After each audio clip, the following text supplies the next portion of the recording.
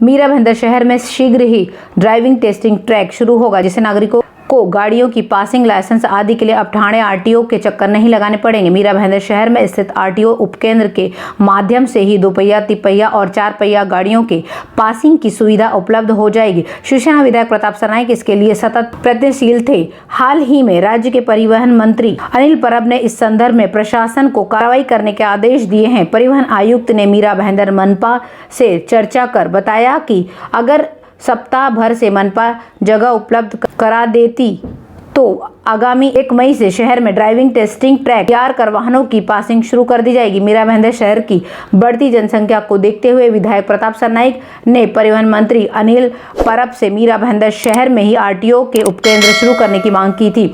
राज्य में ठाकरे सरकार आने के बाद पिछले वर्ष ही परिवहन मंत्री परब के हाथों मीरा भाईंदर शहर में आरटीओ उपकेंद्र का उद्घाटन किया गया था, लेकिन जगह और स्टाफ की कमी के कारण दोपहिया, तिपहिया और चारपहिया वाहनों की पासिंग यहां पर शुरू नहीं हुई थी। मीरा भाईंदर नागरिकों के अनुरोध पर विधायक प्रताप सरनाईक ने परिवहन मंत्री अनिल परब से बजट सत्र के दौरान इस संबंध में आरटीओ अधिकारियों के साथ बैठक बुलाने का अनुरोध किया था। उनके अनुरोध पर शुक्रवार को विधान भवन में बैठक की गई। इसमें मंत्री ने मीरा भाईंदर के टेस्टिंग ट्रैक पर चर्चा की और कार्रवाई के निर्देश दिए। इस दौरान परिवहन आयुक्त अविनाश ठाकरे ने मनपा आयुक्त दिलीप ढोले से भी जगह उपलब्ध कराने हेतु चर्चा की और आरटीओ उपकेंद्र के बगल में स्थित जेपी इंफ्रास्ट्रक्चर के पास स्थित 60 मीटर रोड का आधा हिस्सा ड्राइविंग टेस्टिंग ट्रैक के लिए देने का अनुरोध कर इस आशय का पत्र भी उन्हें दिया है।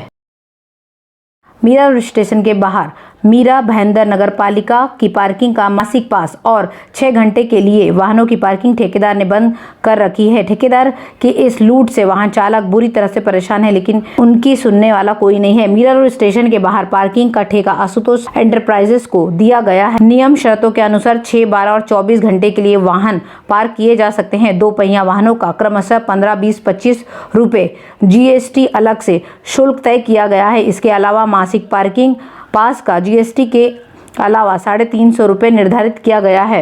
एक पार्क करने वाले ने कहा कि 6 घंटे के लिए वाहन पार्क करना और मासिक पास ठेकेदार बंद कर रखा है। जीएसटी सहित मासिक पार्किंग पास का जहां 415 रुपये के आसपास होता था, वहीं 12 घंटे की पार्किंग के लिए महीने में 744 रुपये चुकाना पड़ रहा है। कोविड के चलते लोगों की आर्थिक हालत पहले से ही खराब हो गई है। ऐसे में पार्किंग का ज़्यादा पैसा चुकाने से उनका बजट बिगड़ रहा है। ठेकेदारों द्वारा लूट बंद की जानी चाहिए। लोगों की शिकायत सुनने के लिए महानगरपालिका प्रशासन के वहां शिकायत बॉक्स लगवाना या कोई हेल्प नंबर लिखवाना चाहिए। दूसरी तरफ एक पार्किंग कर्मचारी ने बताया कि कोविड के समय से मासिक पास बंद है। रेल यात्रियों ने बताया कि 5-5 कतार में वाहन पार्क किए जाते हैं, जबकि 4 कतार में पार्किंग की अनुमति है। ऐसा होने से आधी से ज़्यादा सड़क पर कब्जा हो चुका है, जिससे आवाजाही में परेशानी हो रही है।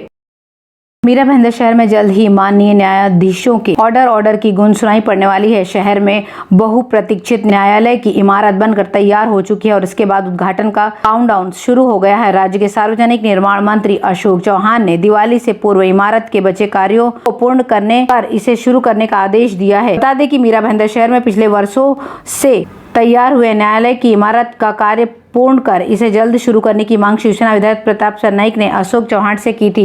इसके बाद विगत 23 मार्च को चौहान के यहां पर इस विषय में एक बैठक का आयोजन किया गया था। इस बैठक में न्यायालय के प्रलंबित कार्यों की समीक्षा की गई है, जिससे अपर्याप्त निधि व न्यायाधीशों के निवास स्थान का कार्य पूर्ण नहीं होने की बात सामने आई है।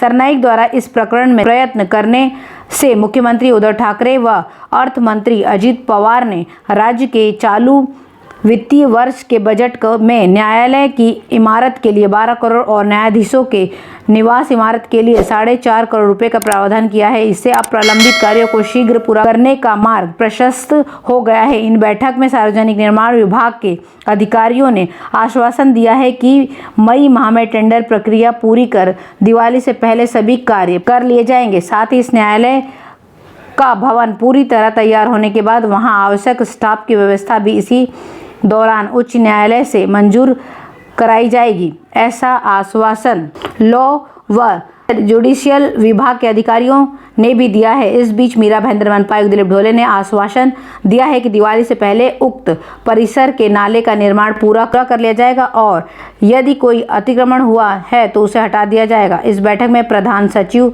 दिलीप ढोले, प्रधान सचिव विधि और न्याय विभाग, सचिव सार्वजनिक निर्माण विभाग दिलीप ढोले, मनपा आयुक्त, संबंधित विभाग के मुख्य अभियंता आदि भी उपस्थित थे।